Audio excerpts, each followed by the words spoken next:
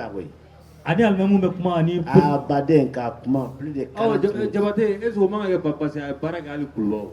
Manga ga a kɛra conseiller Kuluba. A mais anga conseiller. On de kuma wɛrɛ o kɔrɔ k'a balolen non pas parce qu'à dɔgɔnen do kulo la dɛ parce que a bɛ dɔ de arranger. C'est le monde comme ça. A bɛ jɔn arranger. A bɛ tɔw de arranger bi parce que a b'an déstabiliser anw de tɛ tɔw arranger parce que anw bɛ ka tɔw ka ɲɛnamaya don ngalama la Maliens ma mun faamuya o de y'o ye. I b'a dɔn ko bɛɛ ka village la musomani togo dɔ la o yɛrɛ o t'o fɔ ko ŋɛɲɛlen don yɔrɔ dɛ bon o Maliens de ta ye. Maliens ma faamuya hali ni y'a da kɛnɛ kan sa ko olu ye waleya min kɛ k'o bɛ se ka kɛ Mali n'i tun y'a kɛ jamana wɛrɛw bɛ da la ko Mali yɛrɛ de nin kɛ o tɛ se ka da la bon n b'a fɔ aw ɲɛna bi la géopolitique tout ce qui concerne l'Afrique aujourd'hui le problème sumuni cɛ ka yɔrɔ le plus inconfortable tubabula bi n'i y'a kɛ synonyme ye o de ye Mali ye bi fɛn kɛlɛ min kɛlen don ka tubabula ka existence yɛrɛ bila risque kɔnɔ o de ye Mali ye Mali physiquement tɛ mais Mali kɛlen don ka taabolo min yɛrɛ farafin tɔw la bi n'a sabatira tubabula ko bɛ ban. Yani ka kuma di Kebe ma o sisan an bɛɛ bɛ ka mun laɲini Algérie Mali Maliens dɔw labɛnnen don k'an ni Yad ni Kufa k'an n'u ka kuma o olu fana kumaw bɛ sen na kuma bɛɛ n'i y'a taki kɛra i n'a fɔ Dongo ta kelen filɛ Yad y'a fɔ dɔrɔn dɔw ko an y'a fɔ an ni Yad ka kuma o e b'o ye cogo di yani Kebe ka kuma. Mɔgɔ mun b'o ko fɔ n b'o ɲininka n ko depuis ka Yad bila don jumɛn na an ni Yad ma kuma depuis ka Yad ko phénomène daminɛ fɔ bi don jumɛn na anw ma kuma. Mais san dɔ la an ko n'a bɛ kuma Faransi ko ayi ko pas de négociation avec les terroristes. A jɔra ye o. Yan'o dun. A jɔra ye. Yan'o dun. Kɔfɛ est-ce que dɔwɛrɛ kɛra. Faransi b'o ko fɔ tuma min na o y'a sɔrɔ Faransi le truand bolo dalen don Agali kana. Le truand. A tɔ bolo dayɛlɛ sa fɔta tɛ o min bɛɛ y'o ɲɛɲini jɛngɛnɛ Agali de b'olu ranger bi. Ok.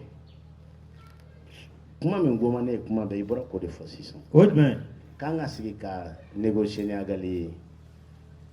Jamana Kufa o Agali o appelle comme tu veux.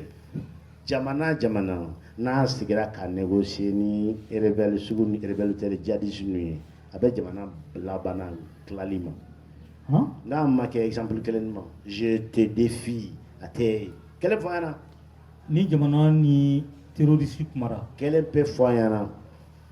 Parce que problème y'a to ka min faamuya Agali tɛ yen o Occident de bɛ yen Kufa tɛ yen Occident de bɛ yen Kufa ciden de Agali ciden de donc n'an n'olu sigira u bɛ matigi de ka ci fɔ anw ɲɛna o t'anw arranger matigi ka ci ye min ye ka Mali diviser ka Tchad diviser ka Niger diviser Soudan ta kɛra ka ban depuis l'Atlantique jusqu'à la mer Rouge au programme bɛ depuis 50 ans depuis 57 il y a faamuya même capacité là-bas, c'est des choses qui sont programmées depuis l'indépendance.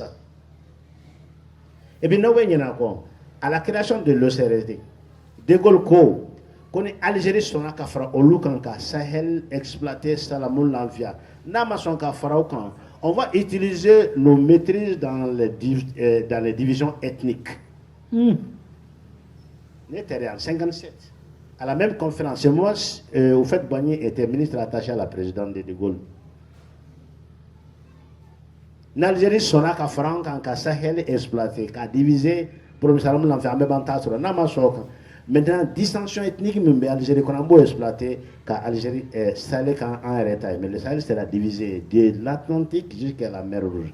N'était, à Edouard Archive, Alichini, FCK, téléchargé en Calamé. Au fait, il y a une intervention par rapport à la création de l'OCRE. À quoi que Sahel est en baloka, en indépendance et souveraineté économique d'Amman, avec Afrique baloka, sa souveraineté d'Amman, avec la métropole française, qui a indépendance d'Amman et pour la faire une superpuissance. N'était, au fait, bon, Yamen, quel est le combat, coup de Dieu. Au premier site à l'Algérie, des pays Algérie, quel est madame. Algérie fana bo rôle de G là. Algérie ni na kale de on matiki do d'aller. Donc nan beta kan ni Algérie besiki parce que nan agalistiki da an agalistiki intérêt Algérie de do. Donc en bas ka la ni do de sabati. Ala ka la ni do akko d'Algérie ma ko ni 8 mois. Mais ala nga mo ma so an ni nga mo ni danga de nunga si ka kuma. Intermédiaire de tumena na me ka bolo ka ta nya foya. Ni Mali rete John de Besama, mais adona ma kama jamana tem amulo. Le premier général qui a été à la tête de l'administration ici, en privé à Soulélé, il y en a qui avaient moqué la main du sous-toi laboré. Alors, Adam, pourquoi tu t'acharnes comme ça là? De toute façon, ton pays est sous mandat. Et bon, ne kenema ne promet fana tan denw ye. Hein? Et denw bena jonya la en b'u bila da la comme wulu i sigi. E ma fɛn faamuya aw ka temps tɛmɛna aw ɲɛnama. Ngo ni ne tun bɛ min conseiller tu fais la politique de la géo-adaptation. N'i tɛ se ka ko min yɛlɛma i b'i bila ɲɛmɔgɔya la. Peut-être taalen ɲɛfɛ i bɛ chance sɔrɔ u ka arrogance de n'a to u ye waati la perdu.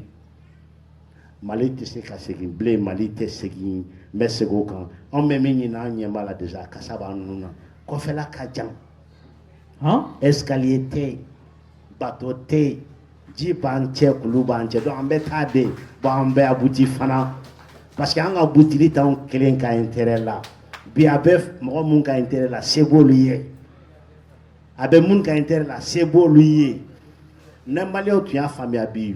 Catastrophe foyi t'an na jɔ k'a fɔ an bɛ niveau min na bi tubabuw bɛ niveau min na an bɛ niveau min na wa an de ni sotigiya ka surun ni tubabuw ta ye bon Algérie ta a sigi n b'o fana 2026 début maximum 2026 u b'a ɲini k'an ko n'aw dɛmɛ na u fɛ yen parce que Algérie to ye fosi ye ça c'est une demande de l'Israël auprès de l'Occident. Une Algérie à l'État n'arrange pas le Maroc, une Algérie à l'État n'arrange pas l'Occident. Occident nyami na Algérie fana nyaola mais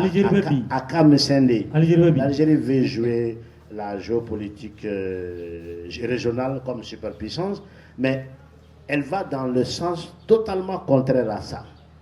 Vous avez problème ni ka kuma famu Algérie be bi parce que Algérie ni Israël mandi, Algérie be bi parce que Algérie ni Maroc mandi. Bien sûr. Ni ka kuma famu be fa de parce que Algérie nata be Algérie be nata mina Algérie se ko réaliser en ayant les débouchés seulement sur la mer du Nord, c'est pas possible parce que c'est trop restreint et c'est trop plein. Toutes les puissances sont là-bas. Donc Algérie quand a mis quelqu'un ça oui débouché sur l'Atlantique, d'où l'intérêt de l'Algérie dans l'affaire de Saharaoui. Bon faut dire avant tout ça. À tout ce qu'on se condition maintenant c'était quand elle était dans les bonnes relations avec nous les voisins. Mais à ta Tunisie mais il y a Algérie voisin qui est fait un ennemi beneno. Non na chimandi. Animi tege dile no nyoma. Na bona Mauritanie. Na we tege d'Algérie ma domo ko vous avez cédé aux rebelles. Ani Mauritanie kadide. Ya famia. Ay Mauritanie ça c'est un espace qu'on a mis là-bas contre nous et aujourd'hui ils sont dans la gueule de l'Algérie. Alouka monnaie, c'est l'Algérie qui garantit. Donc il n'y a pas un état comme la Mauritanie, c'est pourquoi elle n'a pas une politique indépendante par rapport à la Mauritanie. OK. À l'Algérie. OK. Et en mettant ici là, il va y avoir les ça va attaquer une conflit.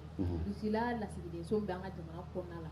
Il y a plus qui t'a français la civilisation c'est des rapports, c'est des hypocrites professionnels. Est-ce que la musique a défense sera profet? Ici là, avec un de mes communications qu'on a fait. Risla te fait quand même risla ka on demeni risla ka yere demeni nyo defina ntako tako. C'est ce que je répète aux officiels riches. Les officiels, les vrais officiels. Parce que tu vas voir, il n'y a pas de manière. C'est pour faire des rappels du passé. Sinon, je reviens, comme Staline dit, c'est les cadres qui décident tout. Je rencontre des cadres, moi mes décisions, avec Poutine, tu as dit, comme mon famille. Avec un torlade, sinon, tu as d'autres. Nous faisons des demandes sur le marché. Il y a famille. Bibi là, à la bargala. Mais c'est la défense qui est ma famille. En attaquant la Tizawatel, on a secret dévoilé. Mais madon, ça doit voyager au coffre. Depuis qu'il l'islam là, à manion voyage de manger. Mon ministre qui a fait c'est la vérité. Tizawatel coffre. Tizawatel. Ça doit être allé migrer. C'est Mali qui Russie qui taille 600. Au recours on Ukraine be bandron mode final. Russie ka numéro 2, il y a une semaine. Chez maintenant, bien gâté les gamins, il y a famille. Alors, ni craint qu'elle n'aura droit, ils vont vouloir venir ici. Vous venez en Soraya. Yama. Notre devoir comme diplomate populaire, c'est de les faire savoir que na manyambola betion le bien. Pourquoi? Parce que Bibi la frappé na china Mali. Attends, du faut le ver la fait. Jamana vore faut peut-être pas problème. Et on les a fait comprendre, ils ont compris. Et vous allez voir maintenant par l'intensité des échanges entre la Russie et l'Afrique. Nous définirons dans une semaine, dans 2 semaines, il y a les businessmen et riches qui sont pour la première fois, qui vont venir au Mali, ils vont rencontrer le ministère de l'économie. Et le 21, au Béban, le 18, le 21, c'est le sommet de Kazan.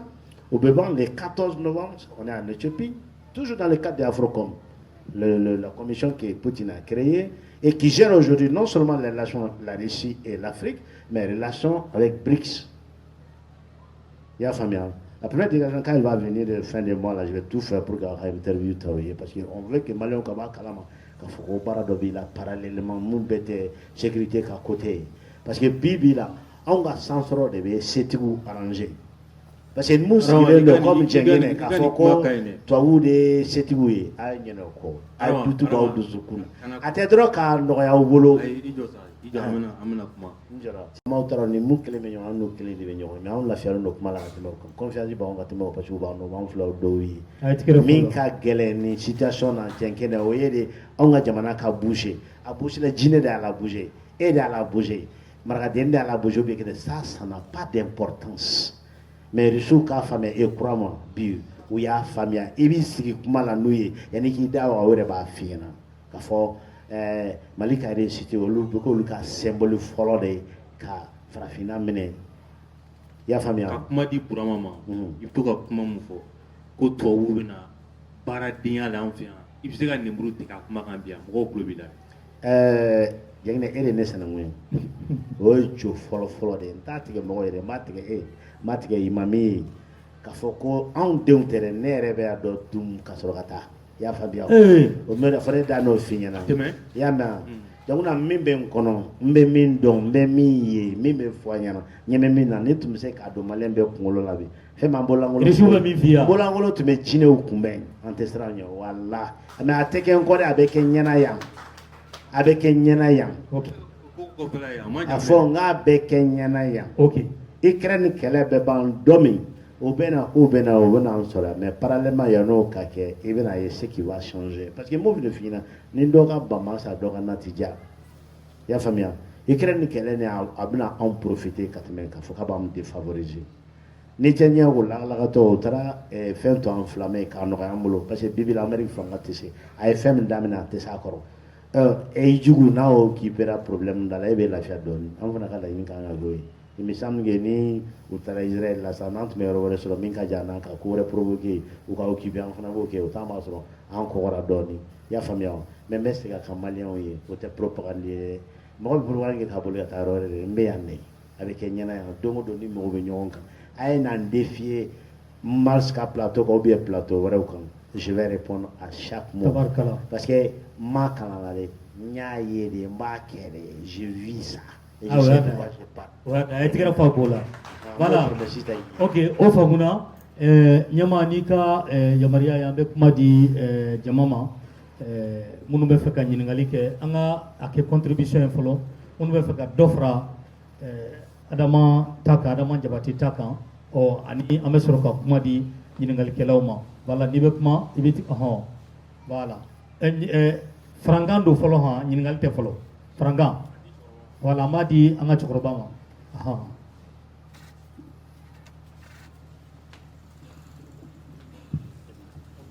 Assalamu alaikum. Wa alaikum salam.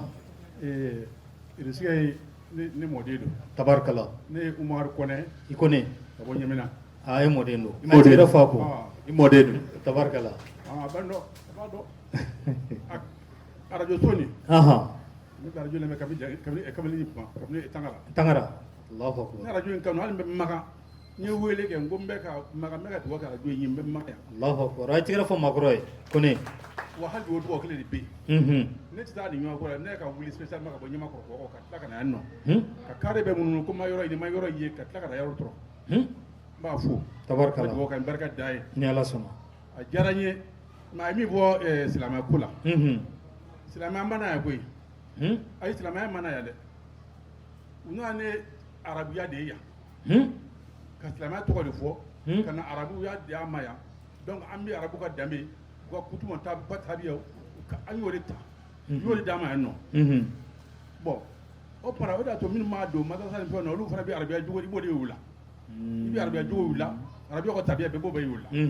Tubabuya fana kɛra ten olu fana nana ka na min ye tubabuya kɛ olu fana i b'olu ka tubabuya fɛn bɛɛ y'olu de fana na donc silamɛya mana yan n'a di arabuya d'a ma o de banna silamɛya tɛ tabarikala i ye min fɔ a kuma bɛɛ ye tiɲɛ ne b'a bɛɛ suit de près tabarikala diyara n ye wa min fɔ kone tigɛra fɔ maakɔrɔ kun voilà an ka taa voilà professeur bɛ an ka d'ale ma ko karamɔgɔ don allo ɲamadow la ne bɛ radio la mɔgɔw fo ka média mɔgɔ bɛɛ fo o diyara n ye ka tila ka invité fo tabarikala mais a ka gɛlɛn ni invité sugu tɛmɛnen kɔ k'i kɛ kuma fɔ min bɛ don mɔgɔw la quoi tabarikala donc vraiment aw ka baara a kɛcogo ɲɛna o diyara n ye bon ko comme spécial 22 septembre 22 septembre a kɔrɔ yɛrɛ ye ko an ka yɛrɛta dɔn ko ɲɔgɔn dɔn a filɛ dɛ bon yɛrɛta nin est ce que a tagacogo nin a yɛrɛta don wa parce que